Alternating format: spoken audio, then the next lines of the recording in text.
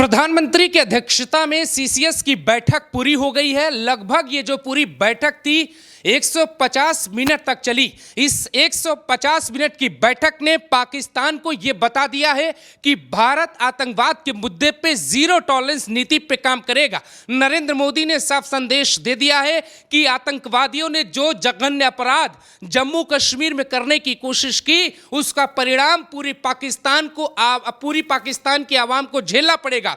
इस पूरी बैठक में हाई प्रोफाइल अधिकारी शामिल थे। सबसे पहले आपको उनका नाम बता देते हैं, बैठक में कौन कौन लोग शामिल थे।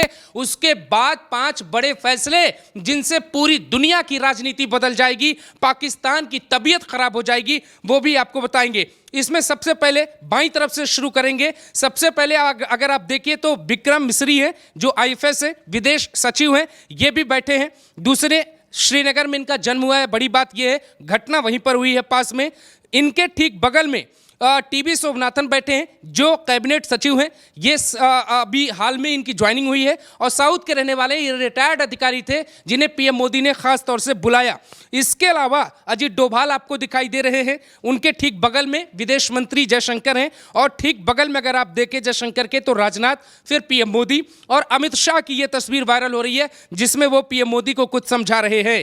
ठीक उनके बगल में, अमित शाह के बगल में जो बैठे हुए अधिकारी हैं, उनका नाम है पीके मिश्रा। ये मोदी के प्रधान सचिव हैं।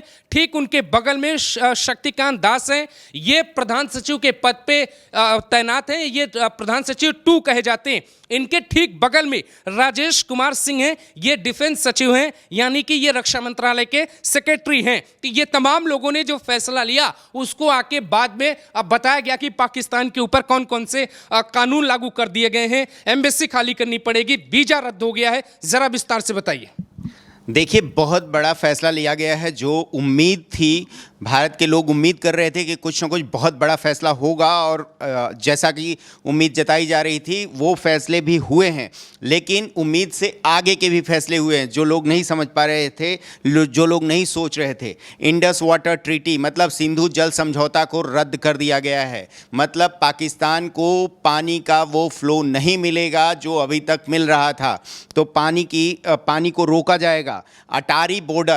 अटारी बॉर्डर जहां से लोग आते जाते थे पाकिस्तान बहुत आराम से, उसको बंद कर दिया गया है। अटारी बॉर्डर क्लोज कर दिया गया है और ये बताया गया है कि जो लोग भी वैलिड वीज़ा के साथ अगर पाकिस्तान गए हुए हैं, उन लोगों को 1 मई 2025 तक वापस आना है। अगर नहीं आए तो फिर उनको वापसी नहीं होगी। अगर भारतीय कोई गए हुए भी हैं वहाँ पे वैलिड वीज़ा के साथ, तो उनको 1 मई 2025 तक वापस आना है। तीसरा, कि पाकिस्तान के नेशनल्स अब किसी भी तरीके से कोई सिटीजन्स यहाँ पे अलाउड नहीं होंगे। किसी भी तरह का वीज़ा उनका मान्य नहीं होगा। सारा रद्द कर दिया है। और जो पाकिस्तानी यहाँ पे हैं, आए हुए हैं अभी तक, उनको 48 घंटे का, मात्र 48 घंटे का मोहलत दिया गया है कि उसमें वो वापस चले जाएं 48 घंटे के अंदर। चौथा, पाक की एम्बेसी, दूतावास को बंद कर दिया गया है। यानी अब भारत भी अपना दूतावास में जो स्टाफ हैं सबको वापस बुलाएगा। यानी कोई राजनयिक रिश्ते नहीं रहेंगे पाकिस्तान से। बहुत क्लियर मैसेज है, कोई राजनयिक रिश्ते अब पाकिस्तान के साथ भारत के नहीं रहेंगे। पांचवा, अपने भारत और सेना को हाई अलर्ट पे रखा गया है। मतलब ये सारे कूटनीतिक जो डिसीजंस थे ये लिए गए इस मीटिंग में, लेकिन इसका मतलब ये नहीं है कि आगे और कोई सैन्य अटैक या कुछ इस तरह का होगा या नहीं, इस पर अभी बहुत क्लियर नहीं है। ये सारी जानकारी विक्रम मिस्री ने आके प्रेस कॉन्फ्रेंस के जरिए बताई है, और ये उतनी ही बताई जाती है जितनी ज़रूरत होती है। ये क्लियर मैसेज भी है कि पिछली बार जब उरी और जब पुलवामा अटैक हुआ था, तो पाकिस्तान के आतंकवादियों को सबक सिखाया गया था।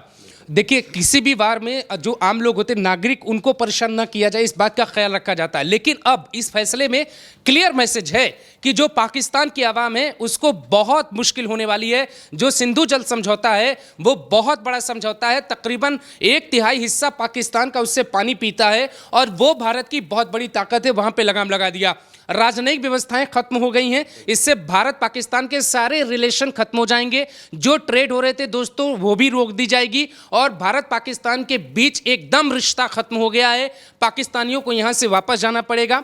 सीधे तौर पे नरेंद्र मोदी ने अपनी सीसीएस की बैठक के साथ क्या ये फैसला कर लिया है कि इस बार पाकिस्तान को बहुत तरीके से सबक सिखाएंगे, सिर्फ एयर स्ट्राइक या सर्जिकल स्ट्राइक नहीं करेंगे, वहां की इकोनॉमी पे चोट करेंगे और पाकिस्तान को ब्लैकलिस्टेड करवाएंगे, पाकिस्तान के लोगों को बताएंगे कि आपके ही देश के आतंकवादी भारत के आम लोगों को कैसे निशाना बना सकते। बिल्कुल, मतलब इस फैसले से ये क्लियर कर दिया है कि इसमें पूरी तरह से पाकिस्तान का इन्वॉल्वमेंट था, पाकिस्तान की सरकार का इन्वॉल्वमेंट था, पाकिस्तान की आर्मी का इन्वॉल्वमेंट था और इसीलिए इतना बड़ा फैसला लिया गया है।